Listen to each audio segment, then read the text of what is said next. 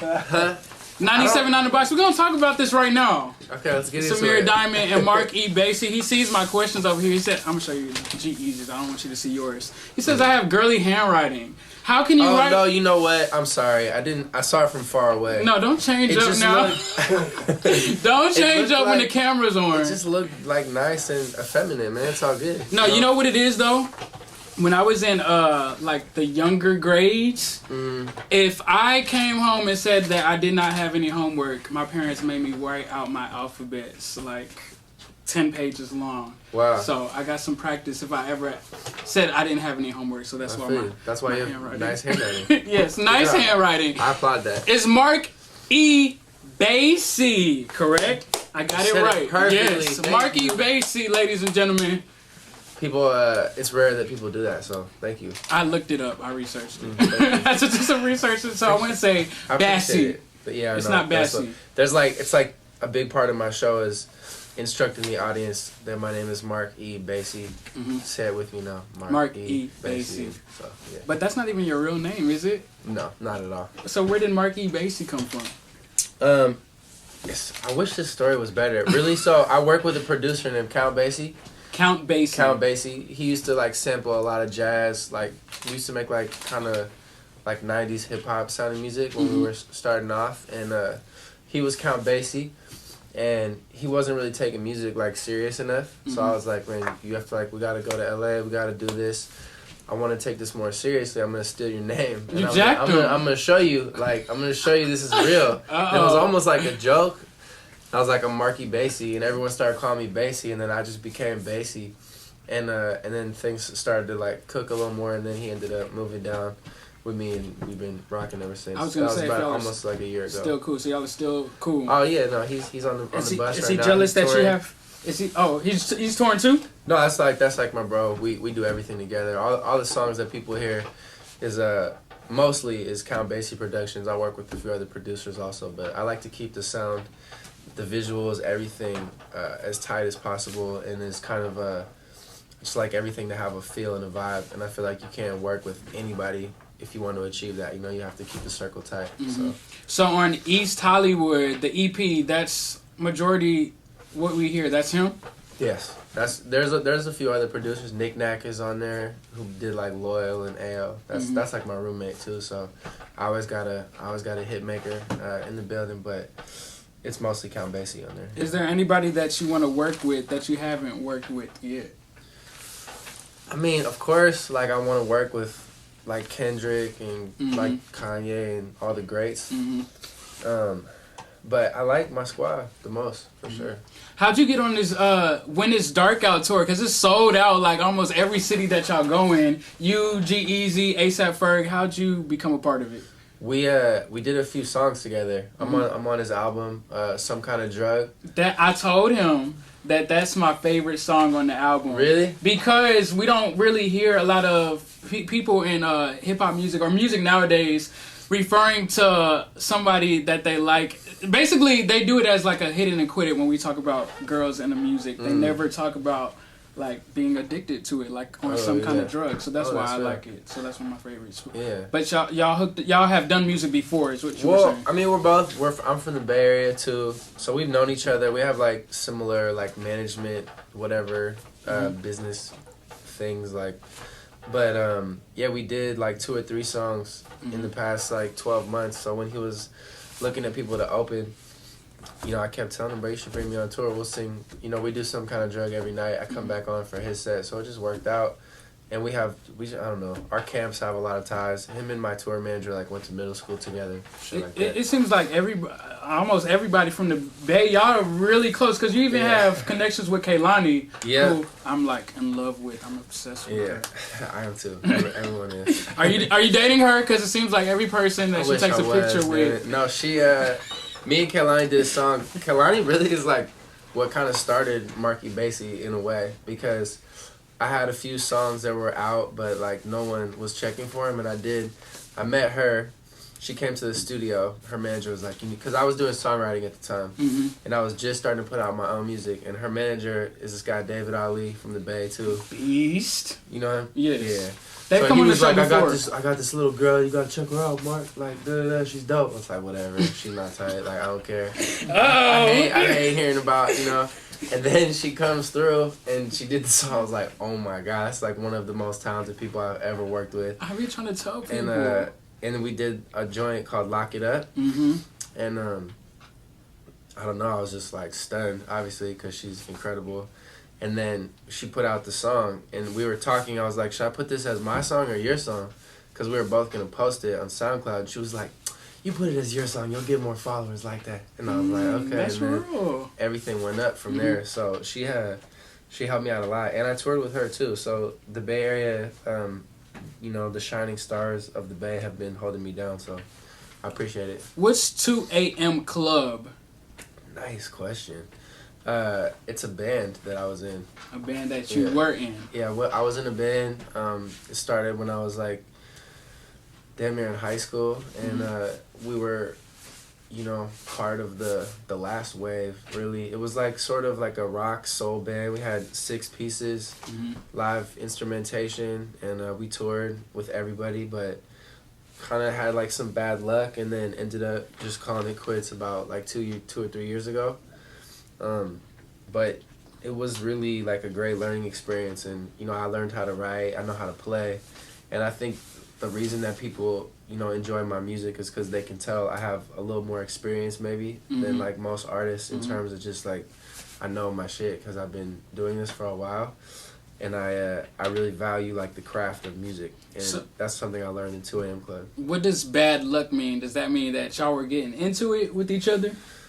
Okay, well, I wouldn't even call it bad luck. I don't even believe in bad luck. But just for the record or whatever, when 2 a.m. Club's single, it was called Worry About You, broke top 40, which it did, our entire radio team, it was the end of the year, left and went to a different label. And the new guy came in and he like shut our project down. He was like, we'll wait till the next year. And then by that time, we were fed up with each other. That's horrible. That sucks. But it's all for the best. I don't, you know, I've never worried about like how big is my record and stuff like that. I just like to make music, and wherever it takes me, I'm happy with. So you have the most recent project, East Hollywood. Yes. But are you working on the album right now? Yes, I am. I have an album. I don't have a date, but it'll be out second half of 2016. It's called Groovy People. Groovy People. Groovy People. What's it gonna sound like? Because you're so interesting as an artist. You have a bunch of different sounds in there. What would you classify it as, or what are we gonna do that? What are we gonna hear on? I don't know. I can't classify it, but it does not sound like what you've heard thus far. It's a lot different. It's a lot of live instruments. And a lot of... Okay, I'll tell you what it sounds like. It sounds sort of like church music. There's a lot of organs. There's a lot of hand claps, foot stomps. A lot of soul. There's a lot of soul. It's very soulful, but it's also kind of like... has like a nasty dark side. So there's no trap on it. There's no, you know, beats like that. It's it's real music. Well, that's real... I'm not. It's real music. I'm not the real music. I don't believe in that. Every music is real music. Like every generation thinks that they were better than the generation, you know, that comes after them. You're not making like in the 20s when people were like playing crazy and they had like 30 pieces in the band. Then when rock and roll came out, they were probably like, this rock and roll thing is really weak. Okay, it's like, you know, so. I see what you're saying there. Thank you. Okay. I made my point. point made. Right. Now, I'm going to play a game with you called Favoritism. Get to know some of your favorite things, all right? Okay. Starting with 3 of your favorite artists. Kendrick. Is that one that you were going to say? Sure. Okay. Yeah. Who are the other 2? Sorry, I'm just answering for you. Wait. Two of your favorite artists. Okay, 3 of your favorite artists. Pretend that I did not say Kendrick. Okay. Like of all time? All time or now, it doesn't matter. Just 3 of your favorite artists. My favorite artists are Sly and the Family Stone. Okay. Bob Dylan. Okay. And D'Angelo. Oh, I would have been wrong. I would have been so wrong. 3 of your favorite albums. Ever. Blood on the Tracks. Voodoo. And Illmatic. Nice list. Okay, 3 of your favorite movies. White Men Can't Jump. The Big Lebowski. And Above the Rim. So do you play basketball? Or are you I just did. Basketball was my first love. Really? I'm weak though. But there was a time when that was like all I cared about. Mm-hmm. I think that's why I got into hip hop music, honestly, because I was just always watching basketball, and like at that time it was like that's when like hip hop and basketball were like one cultural thing that I was in love with. So yeah. One thing that you want to do that you have not done yet. It can't be. Sorry, I just stepped on your fresh kicks. One thing that you want to do that you have not done yet. It can't be make a bunch of money, and it can't be win a Grammy. Anything besides that. Anything in life. Some people say skydiving. Some people say Post Malone said he wants to be in a UFC fight. Yikes. He looks like he would be able to do that. He really does. He'll tear them to pieces. The Dallas Brawler. What would I like to do? Maybe I want to go scuba diving. Scuba diving? Mm-hmm. That's cool. That's kind of lame, huh? No, that's a cool answer. Because the one thing that I want to do that I have not done yet. Your book. Oh, yeah. You want to write a book? I have a few. I have lots of ideas. But one thing, I want to write a book, but I want to make a coffee table book. Mm-hmm. I don't know if I should tell you guys my idea. Don't steal No, come on. We want to steal it. I want to make a coffee table book that is about all the, like, famous names that you heard in hip-hop songs. Like, the people, right? Mm-hmm. Like, Tupac's like, this is for my cousin Kareem and Godson Elijah, right before Keep Your Head Up comes on. Or Jay-Z has people he talks about, or Biggie talks about Lil Caesar. There's all these characters that people don't know, or like Eminem always talking about Haley, his daughter. Classic, like, characters of hip-hop, and go find them. And, like, where are you? How did you know this artist? What was the, like, tie between the two of you? And then take a picture of them, and then have like a little write the story. That's a really I'm gonna really do that cool in the next idea. like 18 to 24 months. You have to, now that you said it on the radio, because people are gonna try to steal that idea. You have to. Yeah, what if they did? Just write me, just put my name in the credit or something. Yeah, if you do that, if you steal it. Where can we find you on social media? Marky Bassy. You sound like you were about to mispronounce your own name. No, MarceBassy. Okay. Is everything on social media. So that's Twitter, Instagram. Periscope. My Snapchat's all screwed up. My Snapchat is MarkyBassy. See, why would you do that to us? I don't know. Why would you do that But my Snapchat has been hilarious lately. If you want to see someone down almost an entire bottle of Kettle One vodka, go on my Snapchat. It looks ridiculous. It's not me. It's like, it's a scary sight, but... It sounds scary. Yeah. Marky Bassy, thank you for stopping by. Thank you, guys. Where can we find your music? East Hollywood is available. iTunes, Spotify. Check that out. I've been dropping songs every Thursday, too, that we're recording on the bus. I have a bus EP coming out that I'm going to release. Before the album or after? Before. Like, right when we get off tour. I try to, keep everything going in the kitchen. And how has the tour been for you? It's been crazy. I feel like I haven't slept in like a month.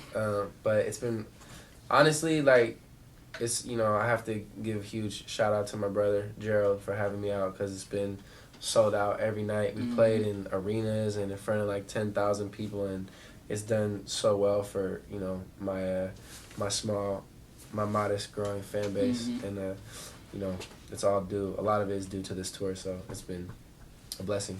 I really enjoy the music that I've heard from you. I'm a new fan. I can't wait to see all of the things that you're about to accomplish, and thank you for stopping by on the show. Thank you guys for having me. And I also, before you go, I have to bring this up because I read that you used to do poetry. But when you watch poetry now, you get uncomfortable. Like, you're starting to get uncomfortable, it looks like right now. Why do you get uncomfortable with poetry slams? I don't understand. What's wrong with that? I think, like, it's okay. I thought about this a lot. Are we taking too much time? No, we're not. This We is can the go thing, all the like, time in the world. Like slam poetry is like it's a very thin line between like, oh my god, I want to shoot myself watching this person, and like this is beautiful, because it's like someone's really pouring their heart out. But if they don't do it in the right way, it can go really wrong. That is so true. And everyone is not a poet, and that's also what happens. You know, so like. But were you a poet back in the day?